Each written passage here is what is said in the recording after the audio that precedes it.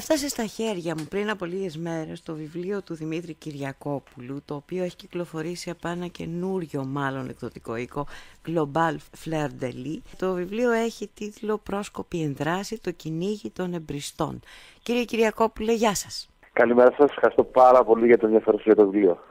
Το βιβλίο λοιπόν αυτό που σκεφτόμουν μόλις το έκλεισα, το οποίο το ξεκίνησα και το τελείωσα φυσικά αμέσως, είναι ότι αν κάποιος είναι πρόσκοπος, το διαβάζει και χαμογελάει ευτυχισμένος που αναφέρονται όλα αυτά τα καλά πράγματα.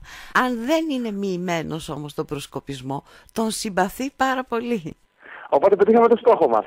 Αυτό, ναι, τον έχετε πετύχει, αυτό είναι σίγουρο ότι έχετε πετύχει το στόχο που ήταν σας. διπλός. Ναι. Πρώτον ήταν να ανεβάσουμε το ηθικό των ανθρώπων που κάνουν προσκοπισμό, που παλεύουν για αυτές τις ωραίες αξίες κάθε μέρα, και απ' την άλλη να κάνουμε γνωστή αυτή την όμορφη προσκοπική ζωή και στους ανθρώπους που δεν είχαν την τύχη να περάσουν κάποια χρόνια από τη ζωή τους στη μεγαλύτερη κίνηση νέων στον κόσμο. Είναι επίσης πολύ ενδιαφέρον ο νόμος του προσκόπου που υπάρχει στις τελευταίες σελίδες του βιβλίου. Ο πρόσκοπος λέει την αλήθεια και κρατάει το λόγο του. Είναι δίκαιος, άξιος, να τον εμπιστεύονται, ξέρει να πειθαρχεί και να τηρεί τους νόμους. Είναι χρήσιμος στην οικογένειά του και την κοινωνία. Είναι φίλος και ευγενής προς όλους και αδερφός με κάθε πρόσκοπο. Σέβεται τον εαυτό του και τους άλλους. Προσέχει τα λόγια και τις πράξεις του. Αγαπά τη φύση, προστατεύει το περιβάλλον. Είναι εύθυμος και αισιόδοξος. Είναι οικονόμος και φροντίζει για την καλή χρήση του χρόνου, είναι εργατικός και προοδεύει με τις ικανότητές του, είναι αποφασιστικός, έχει θάρρος και αυτοπεποίθηση και αναλαμβάνει την ευθύνη των πράξεών του. Ιδανικό. Είναι ένας ιδανικός πολίτης. Ναι, ποιος δεν θέλει να έχει ένα παιδί, ένα φίλο ή να είναι ο ίδιος να καταφέρει αυτό ακριβώς το πρότυπο. Ναι, είναι εξαιρετικό. Ποιος δεν θέλει μια κοινωνία που να παρτίζεται από ανθρώπους που σπρώζονται αυτές τις αρχές. Δεν νομίζω ότι ξέρω κανέναν. Όλοι θέλουμε. Είναι σίγουρο. Και αυτό το βιβλίο, μάλλον αυτή η σειρά των βιβλίων, γιατί ίσως να μην το ξέρετε, αυτό είναι το πρώτο βιβλίο μιας σειράς 12 βιβλίων, αυτοτελών ιστοριών με τους ίδιους ήρωες, που θα πραγματεύεται διάφορες περιπέτειες, πάντα μέσα από τις αρχές και τις αξίες που περνάει ο προσκοπισμός στα παιδιά. Δηλαδή χωρίς βία, χωρίς χρήση όπλων, χωρίς σεξουαλικά υπονοούμενα, χωρίς ρατσισμό, χωρίς σκηνές μάχης. Το φαντάστηκα αυτό γιατί και ένα από τα μέλη και τους πρωταγωνιστές εδώ, τους ήρωες του βιβλίου σας, έχει καταγωγή από την Ιγυρία, είναι ο Σαρδέλας κτλ. Και είναι ένας χοντρούλης, δηλαδή όλες οι μορφές ρατσισμού είδα ότι καταρρίπτονται αμέσως διαβάζοντάς το. Είναι μια πάρα πολύ χαριτωμένη περιπέτεια, είναι μια πάρα πολύ καλή παρέα, νομίζω ότι είναι πολύ χρήσιμο βιβλίο. Εμείς αυτό που θέλαμε είναι να δημιουργήσουμε μια περιπέτεια ευχάριστη για τα παιδιά, όχι ένα βαρετό βιβλίο που τους δίνουν οι μεγάλοι να το διαβάσουν. Και ένα βιβλίο που θέλουν τα παιδιά να διαβάσουν από μόνα τους, χωρίς να έχουμε μέσα όλα αυτά τα πράγματα που βλέπουμε στα σημερινά κινούμενα σχέδια, στα σημερινά παιδικά βιβλία, και δεν θέλουμε να έχουν πρόσβαση στα παιδιά μας. Και σε αυτό βέβαια βοήθησε ο Χρήστος Βανίκος, ο εξαιρετικός αυτός σκητσογράφος, που έκανε τόσο σοβαρό το βιβλίο και το ανέδειξε. Αυτό το βιβλίο σας λοιπόν είναι το δεύτερο που έχετε γράψει. Το προηγούμενο έχει τίτλο «Ξαναφτιάχνοντας μια γειτονιά», το παράδειγμα του Πρωτέα λόγω του αθλητικού συλλόγου, τον οποίον αναβιώσατε, και το βιβλίο σας αυτό βγήκε το 2013, αν διάβασα, αν θυμάμαι καλά. Ναι, το πρώτο βιβλίο είναι μια αληθινή ιστορία. Ουσιαστικά είναι ένα σενάριο για κινηματογραφική ταινία, 100% αληθινό, που περιγράφει την ιστορία μερικών νέων ανθρώπων που ξανάφτιασαν ένα σωματείο και μέσα από αυτό μια ολόκληρη γειτονιά. Και το δεύτερο βιβλίο είναι ένα βιβλίο βασισμένο πάλι σε αληθινά γεγονότα. Κάποια στοιχεία μέσα είναι αληθινά, κάποια πρόσωπα είναι αληθινά, κάποια περιστατικά μικρά είναι αληθινά. Βέβαια με πάρα πολύ μύθο πλασμένο και με προσπάθεια να αποδοθεί για παιδιά. Μάλιστα.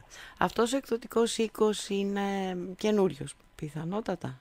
Ναι, είναι ολοκαινούργιος, είναι το πρώτο βιβλίο που δίδει η Global Fleur de Lis και είναι μια προσπάθεια να δημιουργήσει βιβλία διαφορετικά από τα άλλα. Θαύμα. Το επόμενο λοιπόν είναι πάλι κάποια περιπέτεια προσκοπική. Τώρα ετοιμάζουμε δύο βιβλία. Το ένα είναι ένα μυθιστόρημα για μεγάλους, λέγεται «Πολιτικός στόχος» και θα κυκλοφορήσει πολύ σύντομα. Και το δεύτερο βιβλίο της σειράς των προσκόπων που έχει να κάνει με το bullying, με την ενδοσχολική βία και πώς οι πρόσκοποι αντιμετωπίζουν και λύνουν ένα πρόβλημα βία στο σχολείο τους. Πολύ χρήσιμο και πολύ ενδιαφέρον. Το μήνυμά σας από το προηγούμενο βιβλίο, από ό,τι διάβασα μες στο διαδίκτυο, ήταν «Σταμάτα να γκρινιάζεις για την κατάσταση, το ξέρω, δεν φέραμε εμείς τη χώρα εδώ, αλλά εμείς πρέπει να αλλάξουμε την Ελλάδα, εκτός και αν πιστεύεις ότι αυτοί που μας οδήγησαν στη σημερινή κατάσταση μπορούν να δώσουν τη λύση». Και το μήνυμα από το καινούριο βιβλίο σας, ποιο είναι? Δεν ξέρω πώς χειροτερεύει ο κόσμος. Ξέρω όμως σίγουρα πως γίνεται καλύτερος, και καλύτερος γίνεται αν τα παιδιά μας αποκτήσουν πρόσβαση σε δραστηριότητες που τα κάνουν καλύτερους ανθρώπους. Και ο προσκοπισμός είναι μια δραστηριότητα που κάνει τα παιδιά καλύτερους πολίτες και είναι, νομίζω, η καλύτερη λύση για το μέλλον μας. Μάλιστα. Εδώ να ξαναθυμηθώ λίγο τον Πρωτέα και να πω ότι συνεργάστηκε ο Πρωτέας με τους προσκόπους της γειτονιάς εκεί και με τον Οκανά, που επίσης το θεωρώ πάρα πολύ χρήσιμο και σημαντικό. Τον Πρωτέα τον έχει φτιάξει ένας πρόσκοπος, οπότε καταλαβαίνετε, ο Πρωτέας λειτουργεί προσκοπικά, έστω και αν δεν το ξέρει. Ναι, και με τον Οκανά λειτουργούμε από την αιγίδα του Οργανισμού κατά των Ναρκωτικών εδώ και 3 χρόνια. Μας στεγάζει ο Οργανισμός κατά των Ναρκωτικών, έχουμε μια άψογη συνεργασία. Και ξέρετε, ο Πρωτέας είναι ένα σωματείο το οποίο βραβεύτηκε τον Πρόεδρο της Δημοκρατίας. Το ξέρω. Το 2012 για το κοινωνικό του έργο. Είναι ένα διαφορετικό σωματείο. Χρησιμοποιεί τον αθλητισμό ως μέσο για να κάνει καλύτερη την κοινωνία. Δεν είναι αυτός ο σκοπός ο αθλητισμός, αλλά το χρησιμοποιούμε έτσι ώστε μεγάλες μάζες ανθρώπων, δηλαδή οι αθλητές μας και οι οικογένειές τους, να συμμετέχουν σε κοινωνικές δράσεις. Φτιάχνουμε παιδικές χαρές, βάφουμε γήπεδα, κάνουμε ωραία φεστιβάλ. Πολύ ωραία. Απ' τη μία λοιπόν αθλητισμός και απ' την άλλη προσκοπισμός, και τώρα αυτό το βιβλίο «Πρόσκοποι εν δράση, το κυνήγι των εμπριστών», το οποίο φαντάζομαι όποιος το ζητήσει το βρίσκει σε όλα τα βιβλιοπωλεία, σωστά? Σε όλα τα βιβλιοπωλεία, μικρά και μεγάλα, και στο διαδίκτυο σε όλα τα ηλεκτρονικά βιβλιοπωλεία, και ελπίζουμε αυτό το βιβλίο να γίνει αφορμή για να δημιουργηθούν πολλά παιδικά βιβλία με περιπέτεια, κάτι που αγαπούν τα παιδιά, την περιπέτεια, χωρίς να έχουν μέσα βία. Και αυτό το βιβλίο είναι ένα καλό παράδειγμα. Μάλιστα. Αλλά βέβαια απευθυνθήκαμε στους μέτρους της περιπέτειας, στους Έλληνες προσκόπους. Σωστά. Και μάλιστα οι διάλογοι είναι ακριβώς έτσι όπως μιλάνε οι νέοι σήμερα. Δεν είναι δηλαδή κάτι που θα τους φανεί πολύ περίεργο, γραμμένο από μεγάλο. Όχι, φαίνεται ότι είναι γραμμένο από κάποιον κοντινό τους άνθρωπο. Εγώ είμαι μόλις 28 χρονών. Στο τέλος του βιβλίου υπάρχει ένα παράρτημα με τις προσκοπικές γνώσεις που χρησιμοποίησαν τα παιδιά για να ανταπεξέλθουν σε αυτή την περιπέτεια. Στο επόμενο βιβλίο θα έχει στο τέλος ένα παράρτημα που θα έχει άλλες προσκοπικές γνώσεις που χρησιμοποίησαν στην επόμενη τους περιπέτεια.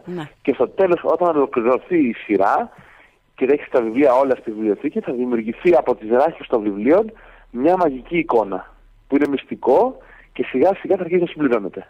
Αυτά όλα τα βιβλία σε πόσο χρονικό διάστημα θεωρείτε ότι μπορούν να έχουν εκδοθεί? Εμείς έχουμε σκοπό να εκδίδουμε 3 με 4 βιβλία το χρόνο, μάλλον 3 βιβλία το χρόνο. Οπότε τα παιδιά θα μεγαλώσουν μαζί μας. Δηλαδή, ένα παιδί που ξεκινάει να διαβάζει αυτό το βιβλίο και είναι 10 χρονών, στα 14 του θα έχει ολοκληρώσει ολόκληρη τη σειρά και θα έχει μεγαλώσει μέσα από τα βιβλία των προσκόπων. Πολύ ενδιαφέροντα όνειρα και σχέδια. Καλή επιτυχία λοιπόν στα σχέδιά σας και τα εκδοτικά και όλα τα υπόλοιπα. Και εσείς καλή επιτυχία σε αυτά που κάνετε. Να είστε καλά. Γεια χαρά. Να είστε καλά. Υπάρχουν χέρια που φυτεύουν ένα δέντρο και άλλα χέρια που του βάζουνε φωτιά. Υπάρχουν χέρια που σαν πέσει σε σηκώνουνε ξανά. Σίγουρα θα έχεις συναντήσει 2 χέρια σαν κι αυτά. Υπάρχουν χέρια που πατάνε τη σκανδάλη και άλλα χέρια που προσφέρουν γιατριά. Υπάρχουν χέρια που χτυπάνε, χέρια λύπητα σκληρά. Κι ίσως μια μέρα συναντήσεις 2 χέρια σαν κι αυτά. Να, να, να, να, να.